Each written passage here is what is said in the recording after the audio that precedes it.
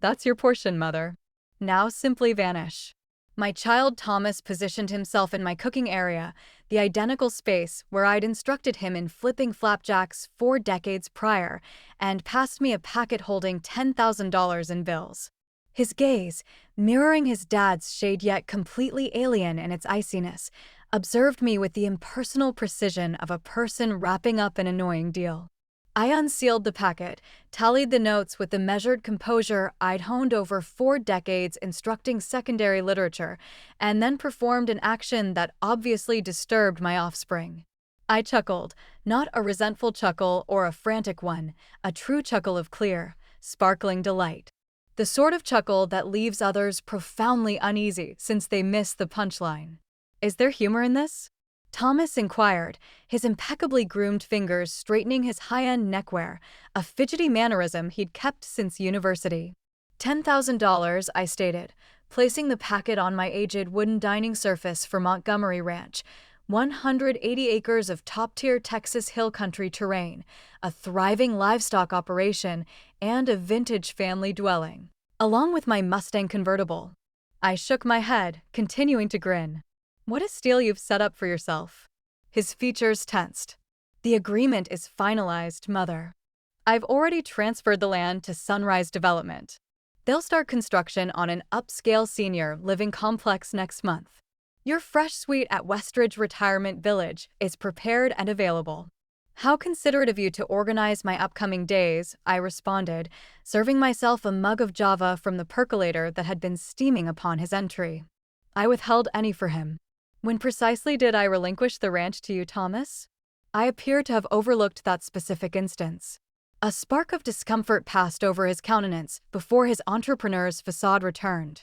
Last year, following your hospital stay for pneumonia, we concurred it was logical for me to manage the estate issues so you wouldn't need to fret over them. The falsehood was so audacious, so entirely invented that I nearly respected the bold nerve. I had truly been admitted briefly the year before, but no such dialogue had taken place, and I had definitely authorized no conveyance papers. I understand, I remarked, tasting my Java. And the Mustang. When did I consent to separate from the vehicle your dad presented me for our silver wedding? Mother, avoid complicating this. Thomas exhaled, checking his Rolex. The purchaser is traveling from Houston tomorrow to pick it up. I secured you a premium price. $75,000. That's factored into the total arrangement with Sunrise. I inclined my head reflectively. So kind of you to bargain in my stead. And this $10,000? I patted the packet. That's my slice of the almost $3 million you're getting for land you don't possess. Thomas's tolerance clearly unraveled. Listen, I wasn't obligated to provide you with anything. The ranch belongs to me. Has for months. I'm attempting to treat you fairly. Arranging a pleasant spot where you'll receive proper attention. Most offspring would simply dispatch their elderly parent to the least expensive care facility available. Most offspring, I concurred gently, don't counterfeit papers to pilfer their mother's holdings either. His complexion reddened, the initial authentic feeling he'd shown since showing up. I didn't counterfeit papers, I completed for him. Perpetrate senior swindle, vend land that isn't yours, organize the sale of a vintage automobile you don't hold? Is that what you intended to refute, Thomas? The brief fracture in his poise mended as he stood taller, employing the patronizing inflection I'd grown familiar with lately. The one implying I was growing forgetful or muddled. Mother, we've covered this repeatedly. You consented the ranch was overwhelming for you to oversee solo. You endorsed the conveyance forms. If you're struggling to recall these talks, that's precisely why this relocation is essential. I placed my Java mug down with intentional precision. At 67, my palms were roughened by years of farm labor, but they remained steady. Not even in this moment, confronting the stunning disloyalty of my sole offspring. Allow me to be absolutely explicit, Thomas. I never endorsed any conveyance forms. I never assented to vend Montgomery Ranch or my Mustang, and I'm definitely not experiencing any recall problems. I held his stare squarely.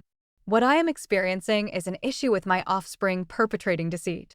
For an instant, real worry flashed over his features before his assurance reinstated itself. He even grinned. That belittling grin saved for troublesome senior parents who fail to grasp their best interests. Mother, I realize this is distressing. Adjustment is tough at your stage, but the setups are complete. The transaction finalizes next Friday. You must be prepared and set to relocate by Thursday dawn. He motioned to the packet. The $10,000 is a gesture. The bulk of the earnings are entering a fund that will fund your support for your remaining days. How extremely thoughtful, I whispered. Thomas checked his timepiece once more. I must return to the workplace. I'll visit this weekend to aid you in beginning to box things. Concentrate on individual belongings. The new location is completely equipped. As he proceeded toward the exit, I summoned him. Thomas, one inquiry. He halted, pivoting with evident irritation. Yes. Did you ever ponder why I've appeared so compliant this recent week? Why I abruptly ceased disputing the ranch after battling to retain it for years? A glint of doubt traversed his features. You ultimately saw reason, acknowledged I was correct from the start. I grinned. Not the affectionate grin of a parent, but the informed grin of an individual clutching 4 aces in a major stakes card match. You may wish to reconsider that finalization date, I commented softly. There could be certain obstacles. What do you mean? His tone grew sharper with the initial trace of real worry. Merely a hunch I possess, I answered, lifting the cash packet and extending it to him. You ought to reclaim this. You'll require it more than I do. Thomas declined the packet, his assurance clearly faltering. Cease the theatrics, Mother. All is organized. The forms are endorsed. The transaction is proceeding. If you insist, I assented agreeably. Convey my regards to Emily. I haven't received word from my grandchild recently. I assume you've been informing her about all these preparations for my later years. The reference to his offspring, my cherished grandchild, who was concluding her 2nd year at Texas A&M, prompted Thomas to wince faintly. Emily has her exams. I didn't wish to divert her with household matters. Extremely thoughtful, I inclined my head. Well, I won't detain you from your crucial appointment. I have some communications to initiate myself. Following Thomas's departure, I stayed at the dining surface, rotating my marriage band on my digit. A routine of 45 years that had persisted in the 5 years since Robert's passing. The burden of my offspring's disloyalty weighed on my torso like a tangible load. But underneath it smoldered a distinct feeling, the serene, unyielding resolve that had guided me through every trial existence had offered. I grasped the telephone and entered a familiar sequence. Sarah, it's Eleanor Montgomery. I require a meeting with you immediately. It's concerning the ranch and some precautionary steps we reviewed. As I conversed with my attorney and longtime companion, I stared through the cooking area pane at the undulating fields of Montgomery Ranch, terrain that had observed my nuptials, my offspring's initial strides, my spouse's concluding exhalations, and now the supreme disloyalty by the youngster we had nurtured with such optimism and affection. Thomas thought he had engineered the ideal scheme to eliminate both his aging parent and her prized holdings in one streamlined operation. He presumed I was merely another bewildered elderly lady, readily influenced and finally impotent. What he ignored, what he had never troubled to discover, was that I had devoted the past 2 weeks implementing a strategy of my own. A strategy that would not only safeguard my holdings, but would impart to my offspring a teaching he would always remember.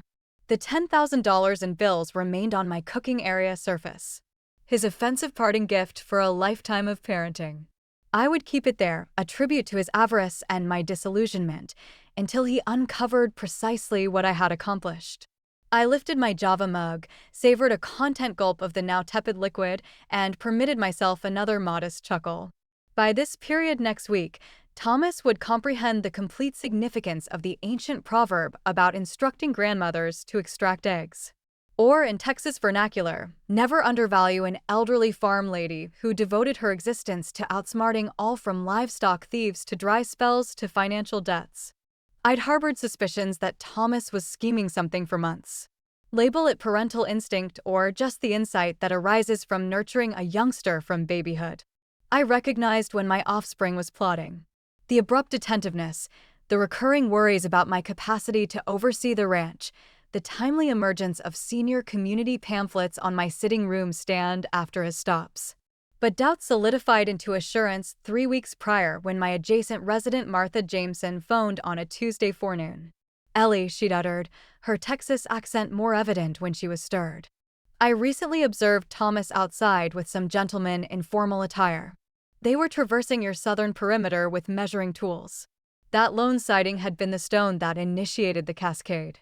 Within hours, I'd verified what my maternal core had been rejecting. My single youngster was vigorously striving to seize my residence against my desires. A weaker lady might have challenged him right away, allowed sentiment to guide her reaction. But 40 years of directing both adolescent pupils and unpredictable animals had instilled in me endurance. So rather than a clash, I commenced my own discreet effort. My initial contact had been to Sarah Lawson, my attorney, companion, and fellow enduree of both loss of spouse and rearing willful offspring. Within 24 hours, we'd gathered what she playfully termed Team Eleanor. Herself, a confidential detective named Jackson Reynolds, and my financier of 20 years, Marjorie Wilson. "He's in trouble," Jackson had informed me during our opening gathering. His rugged features serious as he presented monetary logs that depicted a disturbing image. "Montgomery Properties is losing funds rapidly. 3 unsuccessful building ventures, 2 legal actions from unsettled builders, and a credit line that's exhausted. He requires funds." Sarah had interpreted, and he views the ranch as his private cash machine. The disclosure had pained more than I wished to confess. Not merely the breach of faith, but the realization that my offspring, reared with such stress on truthfulness and uprightness, had transformed into someone who would fabricate papers and rob from his own parent to rescue his collapsing enterprise. The ranch would resolve all his issues, Jackson proceeded. At present market values, 180 acres of premium hill country soil within travel range of Austin, we're discussing near $3 million. And Sunrise Development is eager for precisely this type of land for their high-end senior communities. So instead of requesting aid or admitting his enterprise is faltering, he's resolved to vend my residence without my awareness. I had voiced the terms like cinders in my lips. Sarah had extended across her workspace to clasp my palm. "Ellie, I recognize this is agonizing, but we must concentrate on shielding you and the ranch. Thomas has already produced fake conveyance papers. He's advancing swiftly." That discussion had launched our countermeasures. While Thomas believed he was shrewdly maneuvering to vend land he didn't possess, I was discreetly fortifying it out of his grasp. Now, as I concluded verifying the ultimate particulars with Sarah, I shifted to the front veranda of the ranch residence Robert, and I had tenderly preserved for 4 decades. The late afternoon glow enveloped the wavy scenery in amber radiance, highlighting the live oaks that had seen eras of Montgomery legacy. "You'd be so let down, Robert," I whispered to the vacant seat next to me, the one where my spouse had passed innumerable evenings observing the Texas dusk. "But I believe you'd endorse what I'm on the verge of doing." My phone sounded, disrupting my reflection with Robert's recollection. The display showed Emily, my grandchild, Thomas's offspring, and the one untainted delight that stayed untarnished in my existence. "Grandma," her tone conveyed the bright zeal that invariably evoked Robert. "I just wrapped up my final exam. I was considering I could head out to the ranch tomorrow rather than holding off until the weekend. I've longed for you and the horses tremendously." My core tightened. Emily was unaware of what her dad had done, what he was intending to do. Thomas had purposefully kept her uninformed, aware her devotion to me and her passion for Montgomery Ranch might disrupt his plots. "I'd adore that, dear," I expressed, reaching a rapid choice. "In truth, there's something vital we must address. Something regarding the ranch and your dad." A hesitation. "Is all well, Grandma? You seem altered." Insightful as ever, another trait she inherited from Robert. "We'll converse upon your arrival. Travel cautiously and message me when you're en route." After we disconnected, I remained observing the extending shadows advance across the meadow where our modest group of Hereford cattle fed tranquilly. Emily's appearance would hasten my schedule. But maybe that was optimal. She merited knowing what was occurring before it erupted publicly. My Mustang convertible, the 1965 bright red classic that Robert had astonished me with on our 25th anniversary, rested in the storage where I'd concealed it after discovering Thomas had organized its sale. The notion of him nonchalantly disposing of something so dear to me, as if it were merely another resource to cash in, scorched like venom in my torso. "That's not occurring, Robert," I vowed to the twilight atmosphere. Not the Mustang, not the ranch, not any part of it. My phone vibrated with a message from Jackson. "Papers verified, submitted with county official. Land transfer finished. Awaiting verification of entry." I grinned, experiencing the first true contentment since uncovering Thomas's disloyalty. The mechanisms were operating now. The snare prepared and positioned. All that lingered was to observe it activate. Standing from my veranda seat, I proceeded indoors to ready for Emily's coming. The ranch residence, an expansive one-level stone edifice that Robert and I had enlarged over the years, felt particularly valuable now that I'd almost forfeited it. Every entrance frame inscribed with grandchildren's increasing statures, every scuffed plank that groaned in known spots, every pane enclosing a vista we'd selected deliberately. This wasn't simply land. It was the tangible representation of existence constructed with devotion and intent. I halted in the corridor, examining the household images that adorned the walls. Thomas as a fair-haired lad on his initial pony. Thomas in his secondary graduation attire, positioned between Robert and me, our expressions beaming with satisfaction. Thomas on his marriage day, youthful and attractive next to Caroline, who had separated from him when Emily was 7. When had that lively-eyed lad evolved into a gentleman who could dispassionately orchestrate his parents' removal? What had I overlooked in nurturing him that permitted such deliberate disloyalty?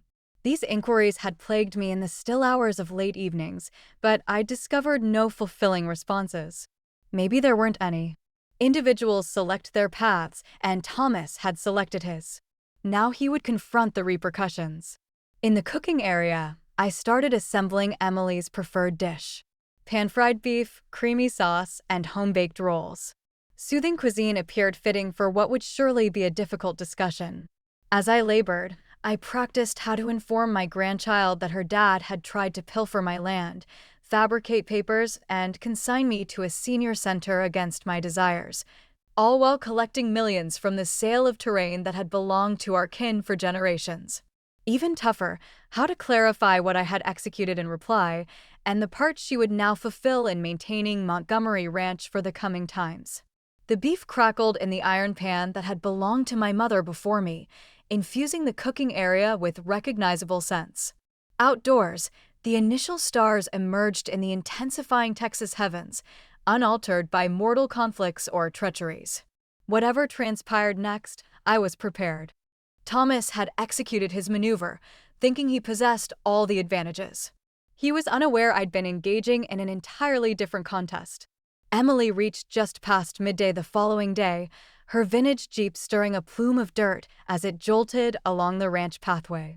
I observed from the veranda as she stationed beside my vehicle, her golden blonde locks, so resembling Robert's in his youth, capturing the sunlight as she exited.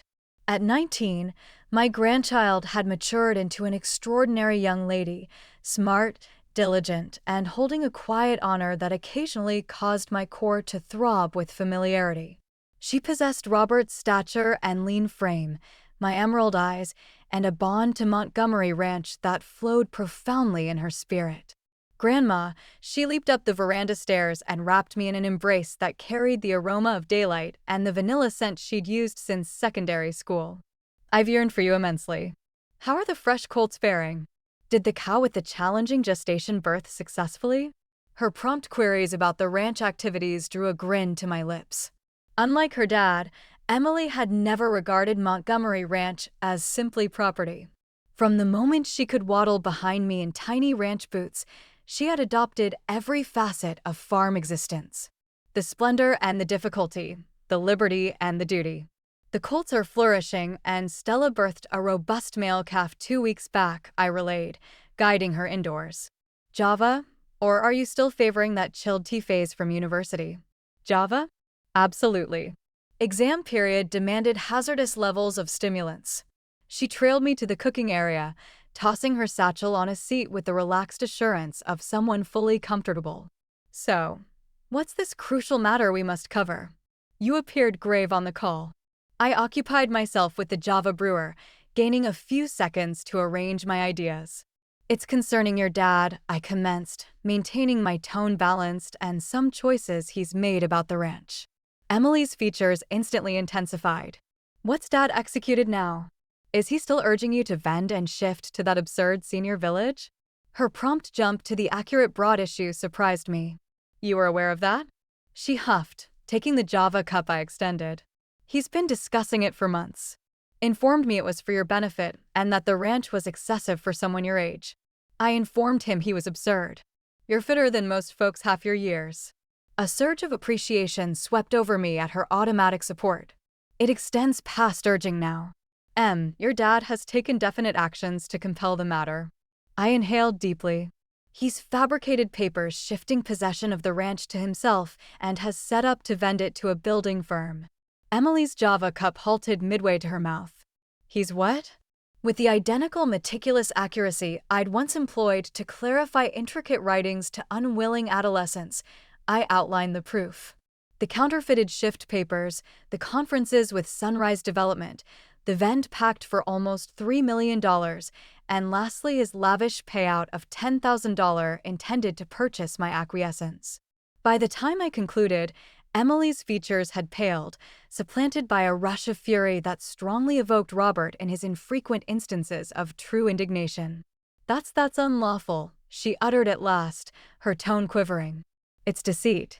It's senior mistreatment. She trailed off, placing her cup with such intensity that Java spilled over the edge. I can't fathom he would do this to you.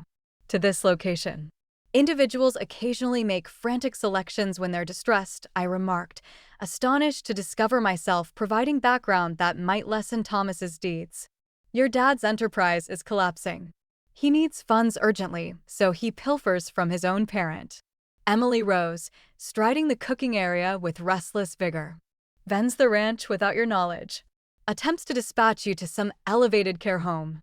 She halted abruptly, facing me with fear supplanting fury. Can he truly accomplish this? Could we forfeit the ranch? I permitted myself a modest, content grin. No, he can't. And we won't, her forehead creased in bewilderment. But if he fabricated papers, I've been cognizant of your dad's plot for several weeks, I clarified. Long enough to enact some countermeasures of my own. Relief surged her features. You've contacted the authorities? Not yet, I expressed, motioning for her to reseat. I've adopted a different method. One that shields the ranch enduringly while offering your dad a chance to evade legal accusations if he opts to rectify. Over the subsequent 30 minutes, I detailed the lawful measures I'd taken with Sarah's assistance, the establishment of a preservation restriction encompassing 85% of Montgomery Ranch, guaranteeing it could never be built upon irrespective of future possessors, and the shift of the leftover 15% into Emily's title, with lifelong usage privileges reserved for myself. The papers were submitted yesterday, I wrapped up. The ranch is now formally safeguarded from building, and you, my love, are a landholder. Emily gazed at me, evidently digesting this massive alteration. You place part of the ranch in my title, but why not retain it all for yourself? Because you're the destiny of Montgomery Ranch, I expressed plainly. You always have been. Your dad perceives terrain as an item to be traded for gain. You perceive it the way your grandfather, and I always did, as something to be treasured and managed for eras. Tears gathered in her eyes. But what occurs when Dad attempts to finalize his vend? When he uncovers what you've accomplished, that I conceded is going to be disagreeable. The vend is planned to conclude next Friday. Thomas will uncover then, if not earlier, that he's tried to vend land he doesn't possess and never did. He'll be enraged, Emily murmured. Without doubt, I assented. But he'll also be revealed. The fabricated papers, the attempted deceit, all of it will surface. Sunrise Development will retreat from the pact instantly to evade legal entanglements. Will you pursue accusations? Her query struck the core of my persistent inner conflict. I exhaled, extending across the surface to grasp her palm. I haven't resolved. Part of me desires to, Not from revenge, but because deeds should have outcomes. Another part recalls cradling him to slumber as an infant, instructing him to mount his first steed, observing him complete university. My tone faltered suddenly. He's still my offspring, Em. Despite all. Emily clasped my palm, her gaze mirroring comprehension beyond her age. What can I do? How can I assist? Just being present aids more than you realize, I informed her sincerely. But there is something particular I need your help with. Your dad has organized to vend my Mustang to an enthusiast from Houston. The purchaser arrives tomorrow. Her gaze expanded. Grandpa's anniversary present to you? Dad's vending that too? I inclined my head somberly. For $75,000, funds he intended to retain while claiming it was included in my payout. Thus she appeared lost for terms that could sufficiently encapsulate such a disloyalty. Indeed, I assented. The vehicle is presently concealed in a protected storage in Johnson City, courtesy of the confidential detective I employed. I need your aid in fetching it and relocating it elsewhere before the purchaser shows. Emily's features transitioned from astonishment to resolve. Just inform me when and where. We devoted the rest of the afternoon scheming not just the Mustang recovery, but also readying for the unavoidable clash with Thomas. Emily demanded to remain at the ranch until all was settled, readjusting her summer employment timetable to handle the kin crisis. As twilight neared, we shifted to the veranda with glasses of chilled tea, observing the dusk color the elevations in tones of amber and violet. The easy quiet between us felt like a salve after the sentimental strength of our talk. "Grandma," Emily ultimately uttered, her tone soft in the assembling nightfall. "Do you believe Dad will ever grasp what he nearly discarded? Not just the terrain worth, but all of this." Her motion included the panorama ahead, the wavy meadows, the ancient live oaks, the feeling of permanence and connection that characterized Montgomery Ranch. I pondered her query meticulously. "I don't know, dear. Some folks never learn to appreciate what really counts. But I hope this ordeal will be an awakening, an opportunity for him to reevaluate his focuses." "And if it isn't," she urged, "then we'll proceed without him," I expressed plainly. "The ranch will persist as it has through parched periods and inundations and kin disagreements before this one. What counts is that we preserved it for the future. Your future and perhaps someday your offspring's." Emily inclined her head, her features grave in the diminishing glow. "I won't disappoint you, Grandma. I vow." "I know you won't," I reassured her, sensing for the first time since uncovering Thomas's disloyalty, a true sense of tranquility. The ranch would endure, not as a high-end building project, obliterating decades of Montgomery legacy, but as the operational terrain Robert and I had treasured, now protected for another era. Tomorrow would deliver its own trials. Recovering the Mustang, readying for Thomas's unavoidable rage when his plot crumbled, maneuvering the intricate sentiments of holding firm against my own youngster's disloyalty. But tonight, seated beside the grandchild who embodied our kin's finest traits, I permitted myself to simply be thankful for the foresight that had allowed me to shield what mattered most. The Mustang shone beneath the morning rays, its vivid red coating nearly glowing against the aged timber of Jackson Reynolds' personal storage in Johnson City. I trailed my palm along the smooth front, recollections surging back with the chill contact of metal under my skin. "She's still gorgeous," Emily whispered next to me, admiration clear in her tone. "Your grandfather astonished me with it for our 25th anniversary," I informed her, though she'd listened to the tale numerous times. "Drove it directly to the residence with a huge ribbon on top, said a quarter-century of enduring him merited something exceptional." Jackson Reynolds, the confidential detective who'd been key in revealing Thomas's plot, positioned himself a polite distance away, keys ready. In his 60s, with the rugged features of a man who'd spent substantial time outside, he possessed the serene vigilance of someone used to watching rather than being watched. "Vehicle has been maintained secure since we relocated it 3 days back," he stated. "No indications of anyone searching for it, but per my contacts, the purchaser from Houston is anticipated at Montgomery Ranch around midday today." I glanced at my timepiece. 9:17 a.m. ample time to transport it safely to Martha's storage. My adjacent resident had eagerly consented to conceal the Mustang on her land, keen to help in what she termed my warranted retribution journey. "I still can't fathom Dad's soldier vehicle," Emily remarked, shaking her head in disbelief. "A vehicle you don't even possess." "He's functioning under the belief that he directs all my resources now," I clarified, accepting the keys from Jackson. In his view, the Mustang is just another object to convert to cash. The disloyalty still burned, keen and recent, despite the days I'd had to absorb it.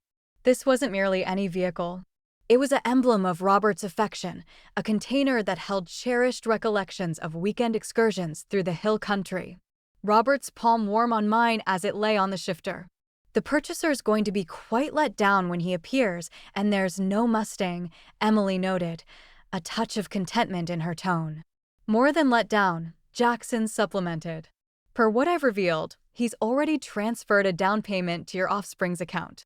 $20,000 non-returnable." I grimaced at that disclosure. Thomas's plot was disintegrating quicker than even I had foreseen, generating secondary harm beyond our direct kin. That unfortunate man is a blameless participant in all this. He thinks he's conducting a valid acquisition. "We could alert him," Emily proposed. "Contact and clarify the circumstances before he undertakes the journey from Houston." I contemplated this momentarily before shaking my head. No, if we reveal our strategy now, Thomas might speed up his schemes for the ranch vend. Better to allow events to develop organically. I settled into the Mustang's operator's position, the known hide embracing me like a familiar companion. Besides, the purchaser's letdown will be brief. Thomas's judgment will be lasting. Emily entered the rider's position while Jackson supplied ultimate directions. I would operate the Mustang to Martha's land, utilizing secondary paths to evade detection. He would trail at a space in his unremarkable car to guarantee we weren't noticed.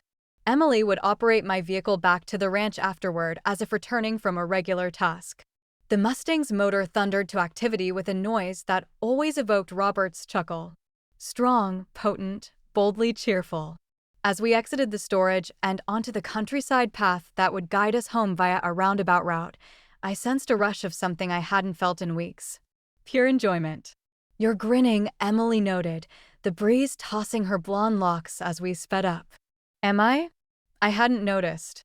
"I suppose there's something gratifying about reclaiming what's rightfully mine."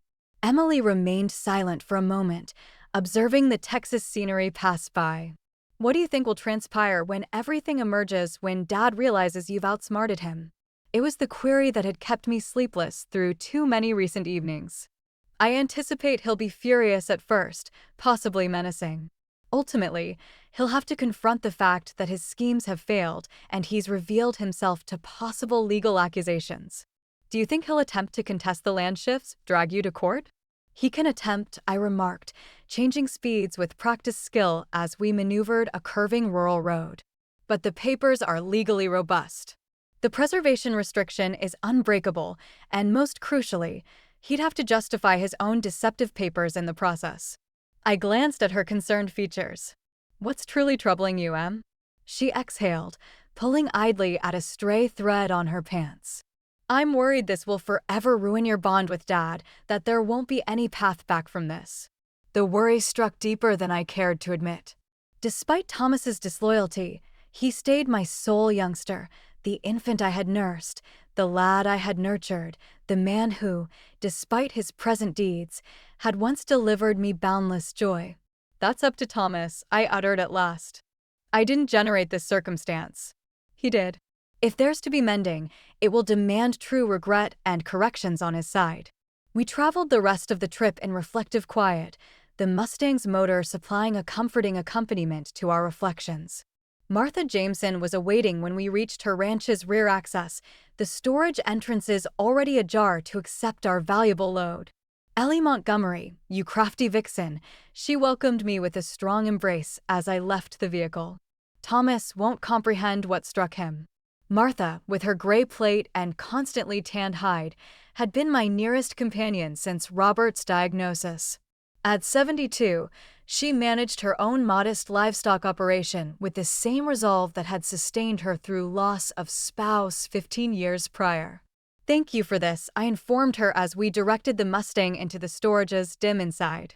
"I know it places you in a tricky spot," Martha dismissed with a snort. "Darling, the only tricky spot will be Thomas attempting to justify to that vehicle enthusiast why the Mustang he vended isn't where it's expected."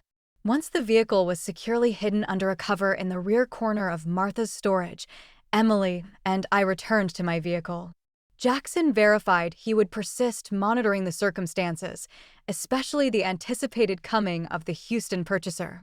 "Contact me the instant anything transpires," I directed him. "I want to know precisely how Thomas manages the initial breakdown of his schemes." Back at Montgomery Ranch, Emily and I upheld a facade of routine, nourishing animals, inspecting barriers, assembling midday meal, all while anticipating the unavoidable telephone that would indicate the start of Thomas's judgment. It arrived at 12:43 p.m. My phone rang with Thomas's unique sound, and I responded with intentional nonchalance. "Hello, where is it?" His tone quivered with scarcely restrained rage. "Where the hell is the Mustang?" "Good afternoon to you as well, Thomas," I answered softly. "I'm well. Thank you for inquiring. Don't engage in games with me, Mother." The term sounded like a charge rather than a connection. "Mr. Harrington is positioned in our pathway with $20,000 already disbursed and no vehicle to retrieve. Where did you conceal it?" "I didn't conceal anything," I remarked, which was technically accurate. Martha had performed the actual concealing. "Though I'm interested why you believe you have the power to vend my vehicle without my awareness or approval." His respiration altered, becoming more controlled as he evidently tried to restrain his temper. When he spoke again, his tone had adopted the belittling inflection I'd come to fear. "Mom, we've covered this. All your resources have been shifted to my oversight. The vehicle vend earnings are entering your support fund." Intriguing, I pondered. "I don't remember endorsing any papers permitting you to vend Robert's anniversary present to me. Perhaps you could remind me about when that happened." A loaded pause occupied the connection. "This is senior confusion, Mom. We discussed this months back. You agreed the vehicle was unsuitable for someone your age." "Did I?" I maintained my tone light, nearly inquisitive. How odd that I have no memory of such an accord. Perhaps I should converse directly with Mr. Harrington and clarify the circumstances. "Don't you dare." The facade of endurance slipped, exposing the alarm beneath. "I'll manage this. Just inform me where you've hidden the vehicle, and we can resolve everything else later." "I'm sorry I can't do that, Thomas. The Mustang isn't available. Not today, not ever. It was Robert's gift to me, and I plan to retain it." I hesitated, then added softly, "just as I plan to retain Montgomery Ranch." The quiet that ensued was so absolute, I could hear his uneven respiration, the noise of his reality starting to fracture at the borders. "We'll address this when I arrive there," he ultimately uttered, his tone constricted with suppressed fury. "Don't do anything else impulsive." The call terminated suddenly. I looked up to discover Emily observing me from the cooking area entrance, her features a blend of worry and respect. "He's coming here, isn't he?" she inquired. "Yes," I affirmed, placing my phone down with intentional composure. "And he's enraged. Are you frightened?" Her query was straightforward, without criticism. I contemplated it sincerely before responding. "Not frightened, precisely. Sorrowful, disillusioned, determined." I held her anxious stare with firm assurance, but not frightened. "Your dad may have forgotten who nurtured him, but I haven't. I instructed secondary literature to generations of defiant adolescents while operating this ranch beside your grandfather. I confronted charging bulls, bank seizure warnings, and your dad's adolescent years." A grin pulled at Emily's mouth. "Poor Dad. He has no notion what he's facing." "No," I assented, standing from the dining surface with renewed vigor. "But he's about to discover." Thomas reached 90 minutes later, his dark BMW stirring a plume of dirt visible from half a mile distant. I observed his approach from the veranda rocker that had been Robert's preferred, intentionally projecting a demeanor of tranquility I wasn't fully experiencing. Emily had stationed herself in the cooking area out of direct view, but within listening range, We'd concurred that astonishing Thomas with her presence might heighten an already unstable situation. The BMW halted abruptly beside my vehicle, and Thomas exited like a storm cloud, his typically flawless look unkempt, his features flushed with ire. He charged up the veranda stairs without the politeness of a welcome. "Do you have any concept what you've accomplished?" he demanded, towering over me in what I identified as a deliberate effort at coercion. "Harrington is warning legal action for deceit. $20,000 wasted, my standing harmed, and all because you chose to toy with the Mustang." I persisted rocking, sustaining eye connection, but declining to be provoked into matching his inflection. "Interesting viewpoint, Thomas. From my position, you tried to vend property that doesn't belong to you, accepted a down payment for said property, and are now facing the logical outcomes of those deeds." "It's my vehicle," he yelled, forsaking all pretense of the enduring offspring handling a challenging elderly parent. "Everything belongs to me now. The vehicle, the ranch, all of it. You endorsed the shift papers last year." "Did I?" I kept my tone tranquil, nearly curious. "Perhaps you could display me these papers. I seem to have lost my duplicates." His features flickered between fury and computation. "They're registered with the county official." "You know that." "Actually," I remarked, rising gradually from the rocker to meet him at eye level. "I visited the county official's office last week. There were no valid shift papers on record, Thomas. Only fabrications presented with a counterfeited signature." The color drained from his features so swiftly I nearly concerned for his well-being. "What are you discussing?"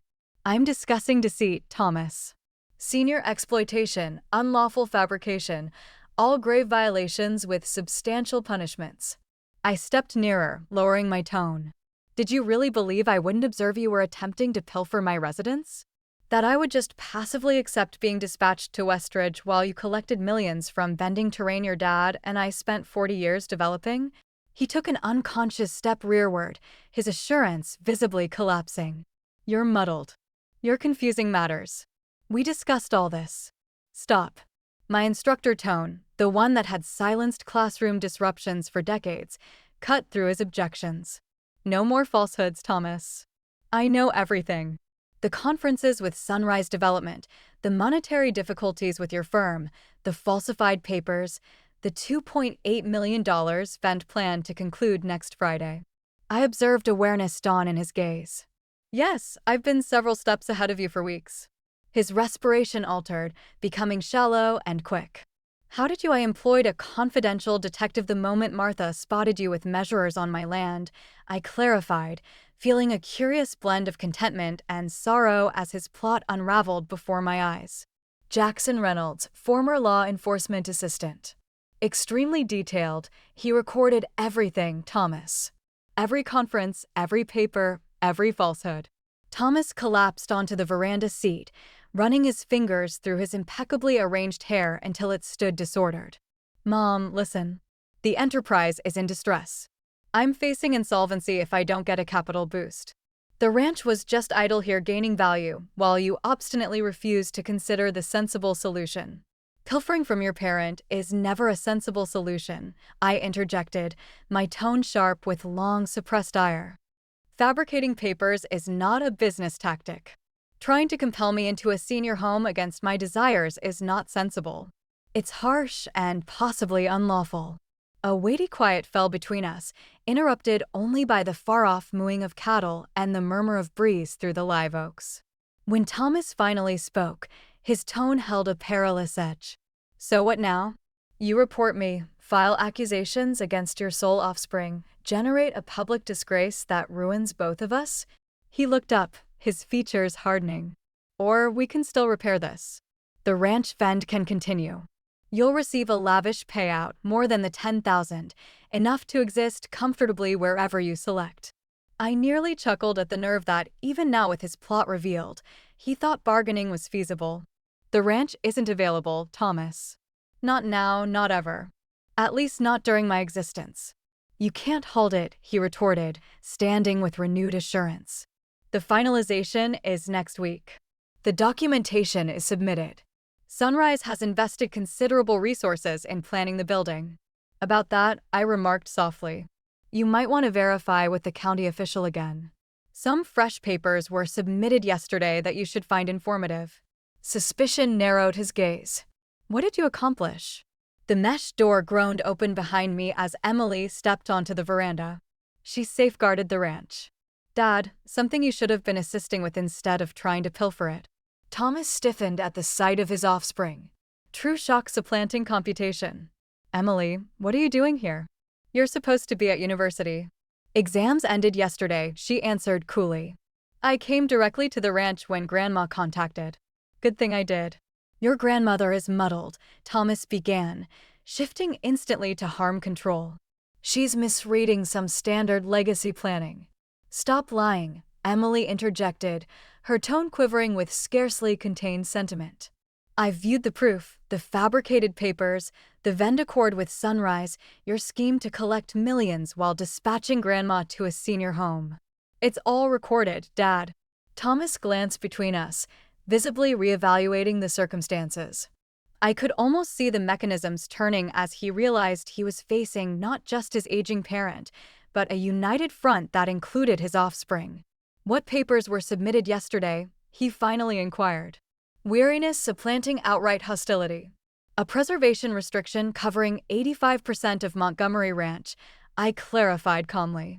The terrain can never be built upon, divided, or used for anything other than farming purposes, regardless of who holds it in the future. The implications struck him like a physical impact. You can't do that. The building plans are no longer feasible, I completed for him.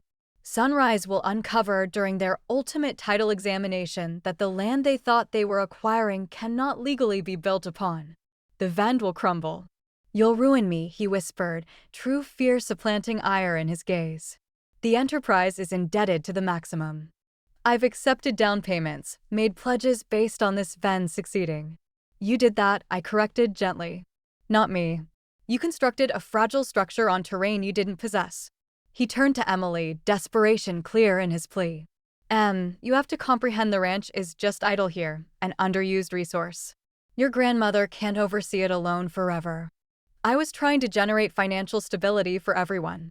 Emily's features remained steadfast. By fabricating papers, by vending Grandpa's anniversary gift to Grandma, by deceiving everyone involved, she shook her head. Don't try to portray this as something honorable, Dad. It was theft, pure and simple. Thomas's shoulders drooped, the battle visibly draining from him as he realized the extent of his loss. So, what transpires now? You report me to the authorities? It was the query I'd been grappling with since uncovering his disloyalty. The parental drive to shield conflicted with the clear recognition that deeds should have outcomes. That hinges on you, I uttered at last. The restriction is non-debatable. The ranch will never be built upon during my existence or after. But there might be a route forward that doesn't involve legal accusations if you're willing to make true corrections. Hope glimmered in his gaze, quickly moderated by doubt. What kind of corrections? Complete revelation to Sunrise about your deceptive claims. Refund of any down payments or disbursements they've made. A formal scripted recognition that you have no possession assertion to Montgomery Ranch or any of my personal holdings, including the Mustang. I hesitated, then added the ultimate condition and involvement in kin therapy with Emily and me. His pride clearly resisted these conditions, especially the final one. And if I decline, then I'll have no option but to submit a formal grievance with the law enforcement office, I uttered quietly. The proof is thorough, Thomas. Fabrication, deceit, senior exploitation. These aren't trivial violations. The weight of his circumstances settled over him like a tangible load. For the first time since he'd arrived, I glimpsed something genuine beneath the computation and ire. True fear of the outcomes he now faced. I need time to reflect, he uttered at last. You have until tomorrow morning, I answered, my tone making it clear this wasn't debatable. By midday, I need your choice. In the meantime, I suggest you reach Sunrise and the Mustang purchaser to start harm control. Thomas inclined his head mechanically, his usual assurance shattered. Without another term, he descended the veranda stairs and returned to his BMW. We observed in quiet as he drove away, dust settling in his path. Do you think he'll consent to your conditions? Emily inquired once the sound of his motor had faded. I don't know, I confessed, feeling suddenly fatigued by the clash. Your dad has never been adept at admitting errors. But he's also practical. The alternative to my conditions is potential legal pursuit. Emily linked her arm with mine, her firm presence a comfort I hadn't realized I required. Either way, the ranch is secure. You triumphed, Grandma. I stared out at the undulating fields of Montgomery Ranch. Meadows Robert and I had cleared jointly. Barriers we'd repaired alongside. The modest kin burial ground where he now rested beneath a live oak he'd scaled as a lad. It's not about triumphing, It's about shielding what counts. And discovering who you can truly rely on when it counts most. Thomas didn't hold off until the next day to reach his choice. He contacted at 9:17 that evening, his tone stripped of its usual assurance. I'll accept your conditions, he uttered without introduction when I responded. All of them. I sat on the edge of my sleeping area, phone pressed to my ear, absorbing the yield in his inflection. Despite everything, a parent's drive to soothe emerged unexpectedly. I suppressed it. I'm pleased to hear that, Thomas. It's the correct selection. Is it? Resentment edged his terms. I'm facing monetary ruin, Mom. Sunrise wants their down payment back, plus compensation. Harrington is warning legal pursuit over the Mustang. My enterprise is crumbling, and now I have to humble myself through kin therapy as if I'm some errant adolescent. Those are the logical outcomes of your selections, I reminded him gently but firmly. Not penalty I've created to injure you. A heavy exhale traveled through the line. I know. That's why I'm contacting tonight instead of waiting until morning. I conversed with Sarah Lawson this afternoon. This astonished me. You reached my attorney. I needed to comprehend my legal standing, he clarified. She was brutally explicit about the proof against me and what would likely transpire if you pursued accusations. I made a mental reminder to thank Sarah for her direct evaluation. And she referenced something else, something I didn't know about the preservation restriction. His tone faltered slightly about the remaining 15% of the ranch. So he learned about Emily's legacy. What about it? You shifted it to Emily. The pain in his tone was unmistakable. Not just overlooked me, but actively shifted a multi-million-dollar resource to my offspring instead of me. I shifted it to someone who appreciates Montgomery Ranch for what it is, not what it could be vended for. I corrected, keeping my inflection even. Someone who sees this terrain the way your dad and I always did, as something to be preserved and treasured, not cashed in for rapid gain. Quiet stretched between us, heavy with unspoken charges and injured pride. Finally, Thomas inquired, when do you want to commence this mending process? Sarah will prepare the formal recognition regarding property possession for you to endorse tomorrow. I informed him, as for Sunrise and Mr. Harrington, I expect you to reach them immediately to start making corrections. The kin therapy can wait until next week. Give us all a little time to absorb recent events. Fine. His curt tone suggested this was anything but fine. Yet, he was in no position to dispute. I'll arrive tomorrow at 10 o'clock to endorse whatever Sarah readies. After we disconnected, I remained still for several minutes, reviewing the discussion in my mind. Thomas had consented to my conditions. Yet, something in his tone disturbed me, a fragile quality that suggested submission rather than true comprehension. Emily tapped softly on my sleeping area door, inserting her head when I summoned. Was that Dad? I inclined my head, patting the space beside me on the bed. He's consented to everything. He'll be here tomorrow to endorse the formal recognition. She sat next to me, pulling her knees to her chest in a pose that suddenly evoked her childhood. Do you think he means it? That he's really remorseful. I think he's remorseful he was discovered, I uttered truthfully. Whether that develops into true regret for his deeds remains to be observed. Emily rested her chin on her knees, appearing younger than her 19 years. I keep trying to harmonize the dad I thought I knew with someone who would fabricate papers and try to vend your residence without your knowledge. It doesn't align. I placed an arm around her shoulders, drawing her near. People are complex, Em. They can be affectionate in some situations and merciless in others. Your dad has always been driven and sometimes willing to bypass rules to achieve his aims, but this was different, she insisted. This was planned, harsh. Yes, I assented, unable to soften this painful truth. It was. We remained in quiet for a few moments before Emily posed the query I'd been dreading. Can you ever pardon him? It was the essence of the issue, the query I'd been posing myself through restless nights since uncovering Thomas's disloyalty. Could I pardon my soul youngster for trying to discard me like an inconvenient item, for treating the residence his dad and I had constructed as nothing but a monetary resource to be cashed in? Pardon isn't a single choice, I uttered at last. It's a process, and it demands true repentance from the individual who caused the damage. I squeezed her shoulder gently. I'm willing to work toward pardon if your dad is willing to earn it through altered conduct. Emily inclined her head thoughtfully. I'm still so furious with him, but he's still my dad and he's still my offspring. I acknowledged. Kin bonds are tough, but not unbreakable. They can endure considerable stress, but they require attention and truthfulness to mend once harmed. After Emily returned to her own space, I found myself unable to rest. I shifted to the veranda, settling into Robert's chair, as I had innumerable nights since his departure. The moon suspended low over the eastern meadow, casting silver glow across the scenery we had cherished together. I wish you were here for this, Robert, I whispered to the empty seat beside me.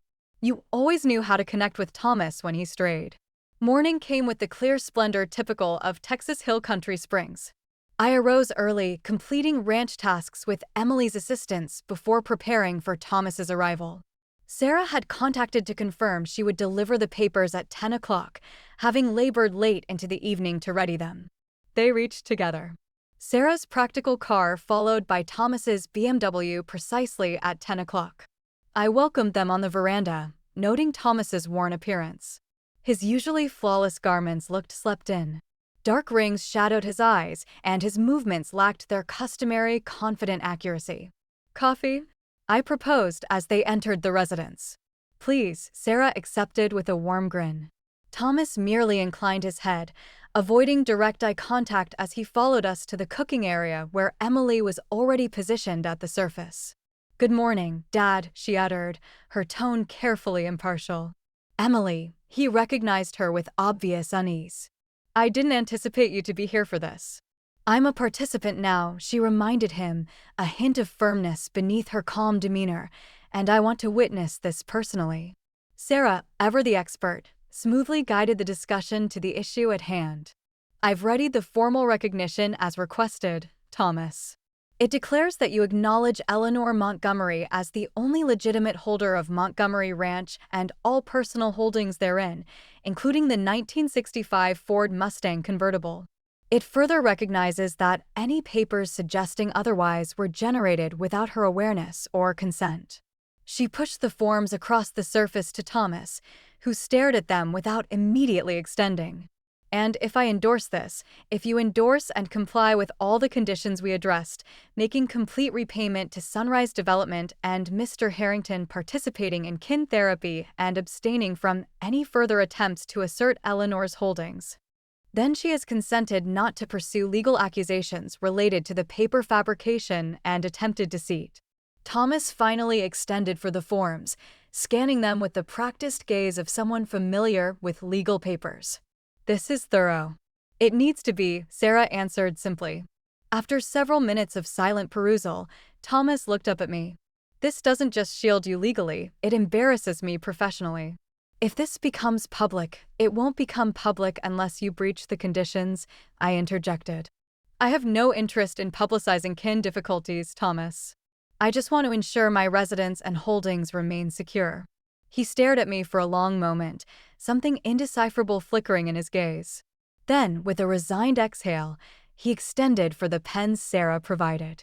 His endorsement, normally bold and assertive, looked unsteady on the document. I'll need to arrange the repayment disbursements, he uttered after Sarah had observed and certified the endorsements. My cash flow is limited at the moment. Sarah can assist in structuring a disbursement plan if necessary, I proposed, observing him carefully. The important thing is making sincere efforts to mend the harm. Thomas inclined his head mechanically, his features suggesting he was already computing monetary scenarios in his mind. The entrepreneur in him had assumed control, focusing on practical resolutions rather than sentimental reconciliation. As Sarah collected the endorsed papers, Thomas finally met my stare directly. "Are you content now? Have I been sufficiently humbled?" The resentment in his tone surprised me. "This isn't about humbling you, Thomas. It's about shielding what's mine and establishing limits that should never have been crossed." "Of course," he answered, his tone empty. "You've made your point absolutely clear. The ranch means more to you than I do. Always has."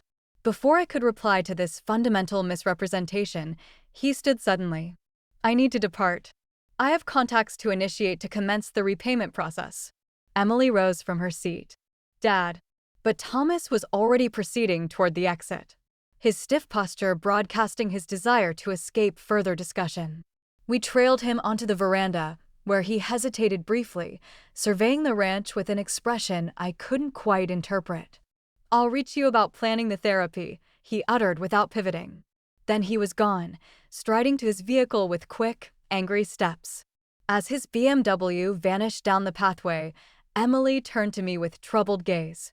"That didn't feel like mending." "No," I assented quietly. "It didn't." Sarah, who had observed the entire exchange with professional restraint, offered a gentle viewpoint. "Healing isn't straight, Eleanor. Thomas has had his entire perspective challenged in the span of a few days. His schemes have crumbled. His monetary security is threatened, and he's been forced to confront some uncomfortable truths about himself. It will take time for him to absorb all of this. If he chooses to absorb it at all," Emily muttered, her disillusionment evident. I gazed after the dust plume marking Thomas's exit, feeling a complex blend of victory and loss. I had shielded Montgomery Ranch, secured it for the future Emily represented. Yet the cost had been high. The already strained bond with my sole youngster now hung by the thinnest thread, laced with bitterness and injured pride on both sides.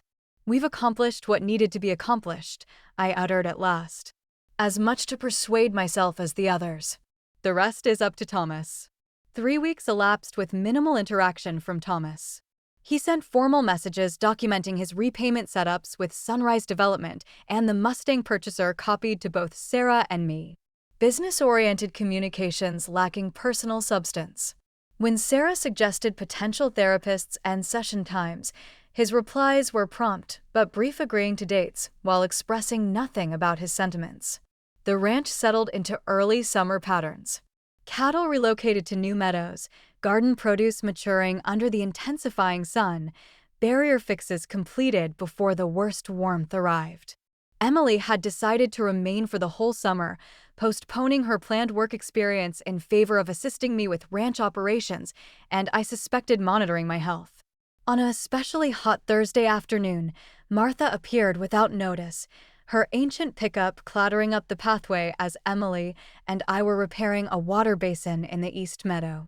"Thought you might want to know," she declared without introduction as we approached. "Thomas's residence is available. Sign appeared this morning." The information hit me with unexpected intensity. "His residence? The one in Austin?" Martha inclined her head grimly. "Realtor companion phoned me. Said it's priced substantially below market. A urgent seller scenario." Emily and I exchanged worried glances. Thomas's home in one of Austin's most esteemed districts had been his pride and delight.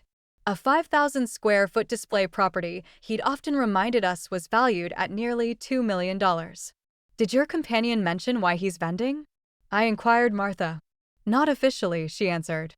"But word spreads fast in property circles. Apparently, he's facing major monetary pressure." The breakdown of the Sunrise Pact was just the start of his troubles. I absorbed this data with a growing sense of discomfort. Thomas's enterprise had already been struggling when he tried to vend Montgomery Ranch. Without that cash influx, combined with the repayment disbursements he'd consented to make, his monetary situation might be dire indeed. "Have you conversed with him lately?" Martha inquired, her directness tempered by sincere concern. "Not really," I confessed. "We have our first therapy session planned for tomorrow, but our interaction has been strictly formal since he endorsed the recognition." Martha's rugged features creased with empathy. Proud men tumble the hardest, Ellie, and your boy has always had more pride than wisdom. After she departed, Emily and I finished the basin repair in thoughtful quiet. Back at the residence, as we cleaned for supper, Emily finally voiced what we'd both been considering. Do you think Dad's going insolvent? I exhaled, drying my palms on a cloth towel decorated with bluebonnets. A gift from Robert, our first holiday on the ranch. It's feasible the enterprise was already in distress, and the additional monetary duties from his attempted deceit may have pushed him over the brink. Emily leaned against the cooking area counter, her features troubled. Should we do something? The query carried layers of complexity. What exactly could or should we do? Thomas had tried to pilfer my residence and holdings. He had fabricated papers, deceived repeatedly, and treated me with indifferent disregard. Yet, he remained my offspring, Emily's dad, Robert's sole youngster. Let's see what transpires at the therapy session tomorrow, I proposed. That will give us a better sense of where he stands, not just monetarily, but sentimentally. The kin therapist Sarah had suggested maintained an office in a transformed Victorian residence in Johnson City. Dr. Abigail Winters focused on kin dynamics and senior concerns. Expertise ideally suited to our circumstances. Thomas was already seated in the reception area when Emily and I arrived, his focus fixed on his phone, his posture stiff with strain. "Hello, Thomas." I welcomed him, striving for a neutral inflection. He looked up, inclining his head in recognition without warmth. "Mom, Emily." The formality between us, parent and offspring, dad and daughter, felt painfully unnatural. Dr. Winters emerged from her workspace moments later. A lady in her 50s with compassionate gaze and an aura of quiet authority. The Montgomery kin. "I'm Dr. Winters. Please enter." Her workspace offered comfortable seating arranged to facilitate dialogue rather than conflict. Padded chairs positioned in a loose ring rather than facing sofas. She began by establishing guidelines for our sessions, emphasizing respectful exchange and the aim of comprehension rather than merely assigning fault. Before we start addressing specific concerns, she uttered once we were settled, "I'd like each of you to share what you hope to accomplish through these sessions." Eleanor, would you begin? I gathered my thoughts meticulously. I hope to comprehend how we arrived at this juncture, how my offspring could believe it was acceptable to fabricate papers and attempt to vend my residence without my awareness. And I hope to discover a path forward that allows us to rebuild some measure of faith and bond. Dr. Winters inclined her head encouragingly idly. My grandchild shifted in her seat, visibly uneasy with the therapist's focus. I want to comprehend, too. And she glanced at Thomas. I want my dad back. The one I thought I knew before all this transpired. Thomas's features remained carefully impartial, though a muscle twitched in his jaw at Emily's terms. When his turn arrived, he cleared his throat before speaking. "I'm here because it's a requirement of avoiding legal accusations," he declared flatly. "I've consented to make repayment to the affected individuals and participate in these sessions. I'll fulfill those duties." Dr. Winters regarded him thoughtfully. "That explains your presence, Thomas, but not what you hope to accomplish while you're here." He shrugged. A gesture of forced indifference. Closure, I suppose, a recognition that kin bonds sometimes reach their natural conclusion. His terms sent a chill through me. Natural conclusion? Thomas, we're not discussing a business alliance. We're talking about parent and offspring, dad and daughter. Bonds that come with duties and anticipations I apparently couldn't fulfill, he answered, an edge creeping into his tone. You've made your priorities clear, Mom. The ranch means more to you than I do. Always has. You've ensured I can never possess it, not even after you're gone, by placing it in a preservation restriction and giving Emily the only shiftable portion. Dr. Winters interjected before I could reply. Thomas, I hear significant pain in your terms. Can you help us comprehend why you feel the ranch represents a priority over you in your parents' eyes? Thomas laughed without amusement. My entire youth was shaped by that ranch. Dad's constant mantra, the ranch comes first. Trips canceled because calves were arriving. School activities missed because of sudden crises with animals or machinery. Mom and dad laboring from dawn to dusk, while I was basically raised by caregivers and later left to fend for myself. I stared at him, genuinely astonished by this depiction. Thomas, that's simply not accurate. Yes, the ranch demanded substantial labor, but your dad and I made every effort to involve you, to attend your activities, to create kin time.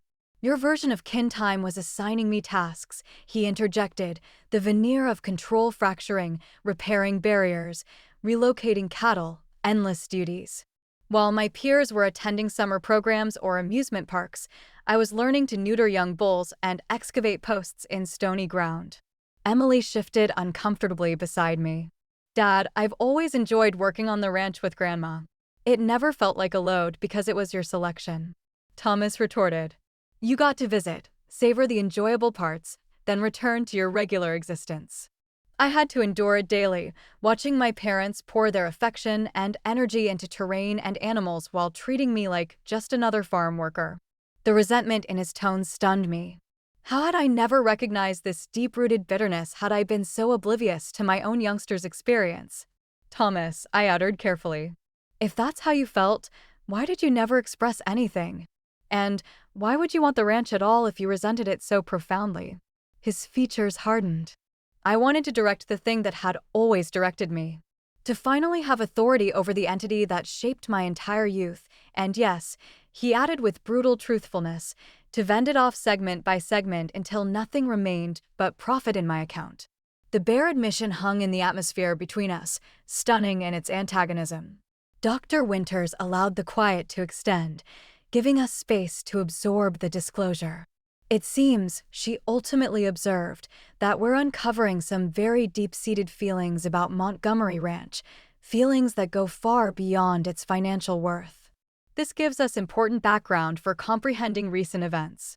Thomas leaned back in his seat, seeming almost relieved to have finally voiced his long-held bitterness. None of it matters now. The ranch is permanently shielded. Emily gets the only shiftable portion. I get nothing but invoices for repayment and a failing enterprise. Is that accurate? Dr. Winters inquired, turning to me. Thomas receives no legacy at all under your current setups. I hesitated, caught between the legal fact and my parental drive. The preservation restriction shields the ranch from building, but doesn't dictate legacy beyond the portion shifted to Emily. The remainder would still pass to Thomas upon my passing, though he would be bound by the restriction limits, rendering it essentially valueless from my viewpoint, Thomas added bitterly.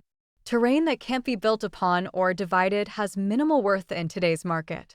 Unless you value it for what it is, Emily pointed out quietly, rather than what it could be transformed into. The simple observation seemed to pierce Thomas's defense in a way nothing else had.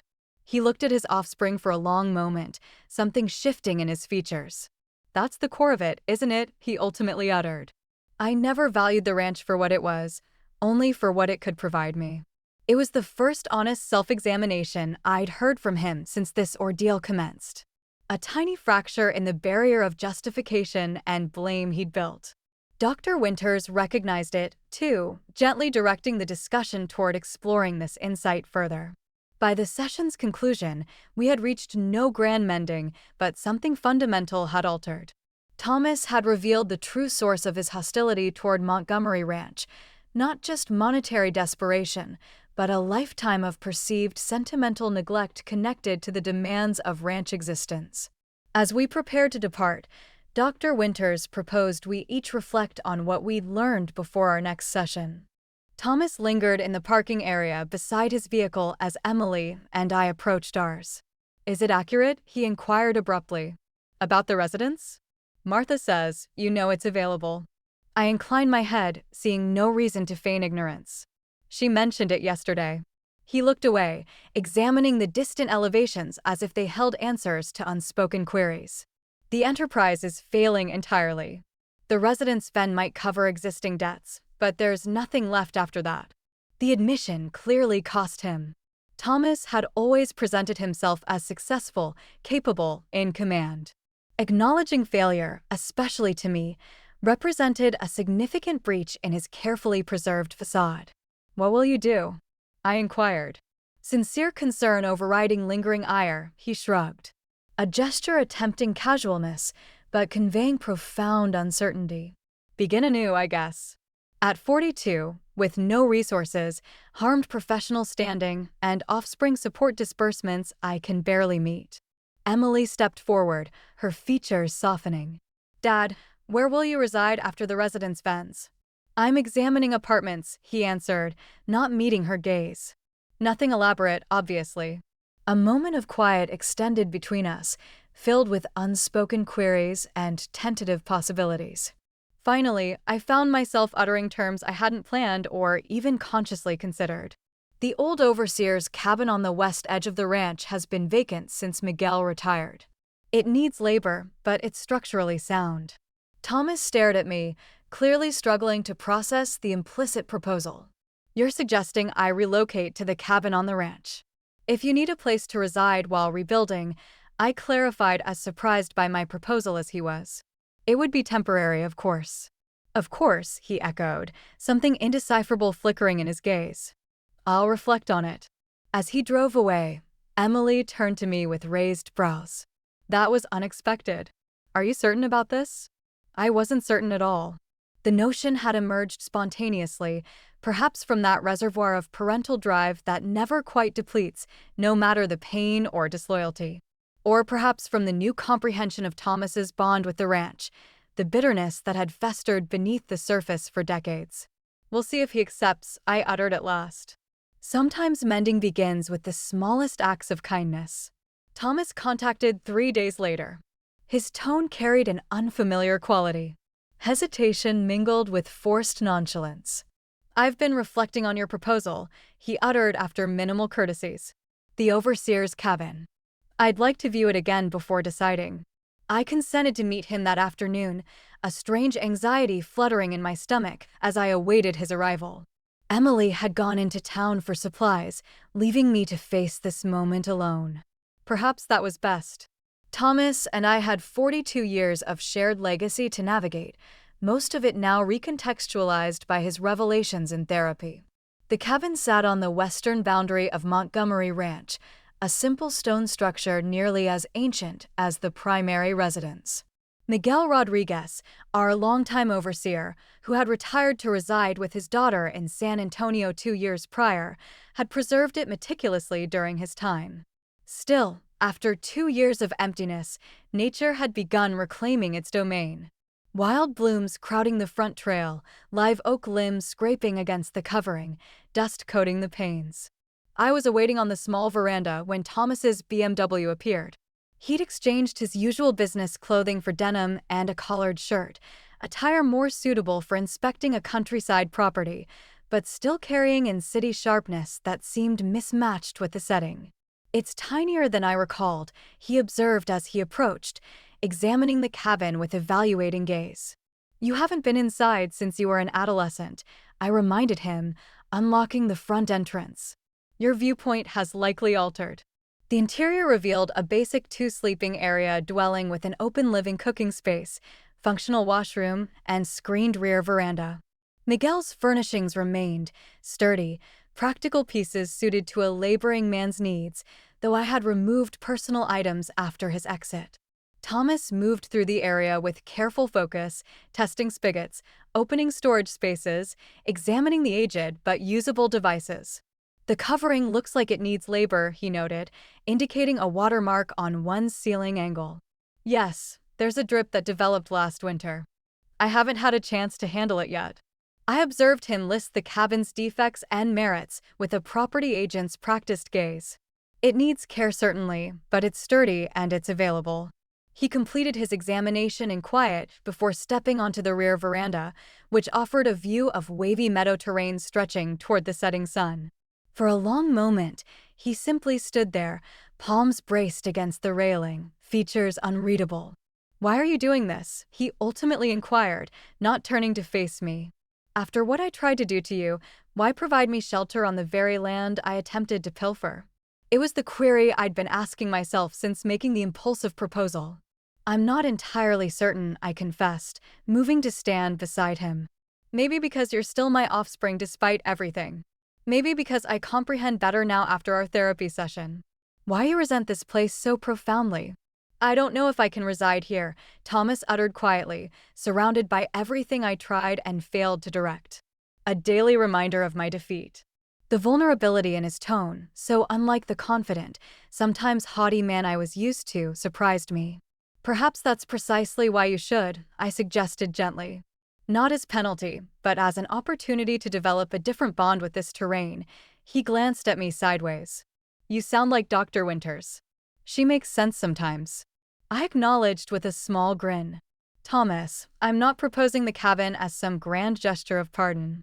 What you did was deeply incorrect and rebuilding faith will take time. I'm proposing it because you need a place to reside and because I hesitated, searching for the right terms. Because maybe it's time we both tried to comprehend each other better. Thomas turned to face me fully, the setting sun highlighting the new lines of strain around his gaze. My residence finalizes next week. The enterprise is effectively insolvent. I'll be dissolving the company after settling remaining duties. I've applied for several roles with established organizations, but my recent issues have complicated matters. The clinical recitation of his downfall carried more impact than any sentimental plea could have. This was my offspring, Robert's offspring, facing complete professional and monetary ruin at 42. The cabin is yours if you want it, I uttered simply. No payment for the first 3 months while you regain stability. After that, we can discuss reasonable terms. His brows rose slightly. No conditions attached, no demands for humble apologies or ranch duties as penance. The only requirement is continued involvement in kin therapy, I clarified. As for ranch labor, this is an operational property, Thomas. Everyone who resides here contributes in some way, but we can discuss what that looks like for you. He inclined his head slowly, his gaze returning to the meadow view. I'll need to perform some repairs. The covering, obviously. Probably the washroom plumbing. The cooking area could use modernization. If you're willing to do the labor, I'll cover materials, I proposed, recognizing this focus on practical matters as his way of processing the circumstances. I'll reflect on it, he uttered, though his tone suggested the choice was already made. 2 weeks later, Thomas relocated to the overseer's cabin. The timing coincided with Emily's planned return to university for a summer term, creating an awkward transition period where dad and offspring circled each other with careful courtesy. Their bond remained strained. Emily still absorbing her dad's disloyalty. Thomas struggling to harmonize his pride with his reduced circumstances. Are you certain about this? Emily inquired the night before her exit, assisting me clean dishes after supper. Having dad here on the ranch after everything? I handed her a dish to dry, considering my response carefully. I'm not certain of anything except that he's kin, and kin is complicated. He tried to pilfer your residence, she reminded me as if I could have forgotten. Yes, and now he's lost his. I glanced out the cooking area pane toward the cabin, where lights glowed softly in the gathering dusk. I'm not excusing what he did, but I'm trying to comprehend it better. She placed the dried dish in the cabinet with more force than necessary. Comprehending doesn't erase outcomes. No, I assented, but it might help prevent history from repeating. After Emily departed for university, a strange new pattern established itself at Montgomery Ranch. Thomas spent his days alternating between employment searches conducted via portable computer on the cabin's veranda and steady progress on repair projects. Our interactions remained cautious, polite welcomes when paths crossed, occasional updates on practical matters, careful avoidance of deeper subjects outside our every other week therapy sessions. Those sessions had persisted now without Emily. Dr. Winters gently guided us through excavating decades of miscomprehension and unspoken anticipations. Thomas spoke of youth resentments, feelings secondary to the ranch's demands, perceiving the terrain as a competitor for his parents' focus. I shared my own viewpoint, the principles Robert and I had hoped to instill through ranch labor, our attempts to build kin traditions within the cycles of farming existence, our genuine belief that we were providing him with invaluable life lessons.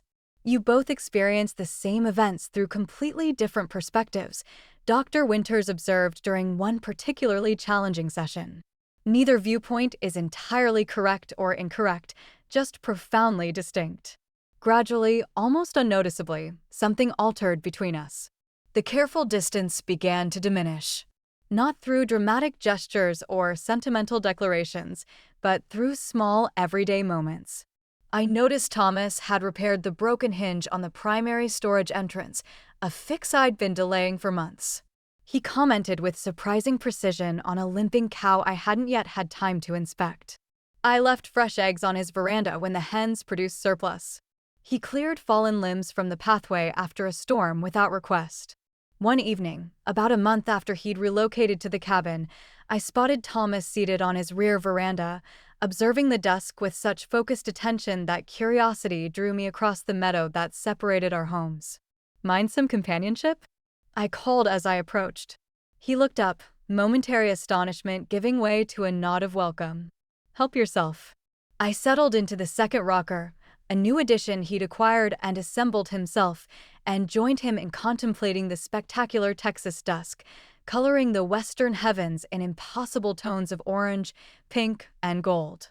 Dad used to say Montgomery dusks were superior to anything in an art gallery, Thomas remarked unexpectedly, breaking several minutes of agreeable quiet. The casual reference to Robert, spoken without resentment or sarcasm, surprised me. "He did say that." I assented, recollections washing over me, usually with a chilled brew in his palm. A ghost of a grin touched Thomas's mouth, and his boots elevated no matter how many times you told him not to place his feet on the furnishings. The shared recollection hung between us like a delicate bridge spanning a deep divide, tentative but real. Neither of us seemed willing to risk its collapse by venturing further, so we returned to observing the sun's final descent in quiet. As I rose to depart in the assembling darkness, Thomas cleared his throat. "The North Meadow barrier has some weak sections," he uttered, his tone deliberately casual. "I noticed it when I was walking the property boundary yesterday. I could examine it tomorrow if you'd like." The proposal represented more than mere repair labor. It was the first voluntary engagement with ranch upkeep he had started since youth. "I'd appreciate that," I answered, keeping my tone equally casual despite the significance of the moment. "I've been meaning to inspect it myself, but haven't found the time." As I walked back to the primary residence under a sky now filling with stars, I felt a curious lightness in my chest. Not pardon, exactly. That would require more time and proof of genuine change, not reconciliation in any complete sense, but perhaps the first tentative roots of something new growing in the disturbed soil of our shared legacy. Montgomery Ranch had witnessed countless cycles of destruction and renewal over its long existence. Dry spells followed by restorative rains, blazes followed by verdant regrowth, decay transforming into fresh development. Perhaps our kin would follow a similar pattern, finding its way toward restoration through the patient labor of time and truth. Summer warmth settled over Montgomery Ranch with oppressive strength. July in the Texas Hill Country brought temperatures that regularly climbed above 100 degrees, turning daily tasks into endurance tests and making evenings on the veranda when cooling winds occasionally offered relief the most anticipated part of the day. Thomas had been residing in the overseer's cabin for nearly 2 months. His integration into ranch existence had progressed with the same cautious increments that characterized our slowly mending bond. Tentative steps forward, occasional retreats, but a general trajectory towards something resembling functional kin dynamics. He'd found work with a small design firm in Johnson City, a role that utilized his planning background while avoiding the high-pressure building world he'd inhabited before. The travel was manageable, the compensation modest but adequate, and the labor environment apparently friendly. I noticed a gradual easing of the tension he'd carried since his monetary collapse, a loosening of the tight shoulders, fewer lines around his gaze, occasional spontaneous comments about intriguing projects at labor. Ranch duties had become part of his routine as well. Each morning before departing for the office, he completed a quick inspection of the nearest meadows and water sources. Weekends found him addressing the seemingly endless upkeep projects that ranch existence generated. Repairing barriers, clearing undergrowth, fixing machinery. He approached these duties with a competence that reminded me he had indeed absorbed the practical education Robert and I had provided despite his resentment of it. Our therapy sessions continued, though now scheduled every other week rather than weekly. Dr. Winters had guided us through increasingly fruitful conversations about our shared past and possible future. Emily joined by visual call when her timetable permitted, her initial doubt gradually softening as she witnessed the subtle shifts in her dad's conduct and attitude. One particularly sweltering afternoon, I was inspecting cattle in the South Meadow when the ranch vehicle began emitting an ominous tapping noise. I coaxed it back toward the main structures, but it failed completely about a quarter-mile from home, leaving me stranded in the merciless July warmth. I retrieved my phone to request help, only to discover no connection, not unusual in certain areas of the ranch where hills blocked reception. With no option but to walk back, I gathered my hat, water container, and began the trek across the sun-scorched meadow. I'd covered perhaps half the distance when lightheadedness first struck, a momentary blurring of my sight that forced me to halt and steady myself. I took a careful sip from my nearly empty water container, knowing I needed to preserve what little remained. The second wave of lightheadedness hit harder. The scenery tilted alarmingly, and I found myself on one knee without quite remembering how I'd arrived there. Distant warning signals sounded in my mind. I recognized the signs of heat fatigue progressing toward heat collapse, a potentially fatal condition if not addressed swiftly. Need to reach shade, I muttered to myself, struggling back to my feet. The nearest tree stood about 50 yards away, a solitary live oak offering the only relief in the open meadow. I focused on it like a castaway spotting shore, forcing one foot before the other. I never reached it. The third wave of lightheadedness brought complete disorientation. The ground seemed to rise to meet me, and darkness crowded the edges.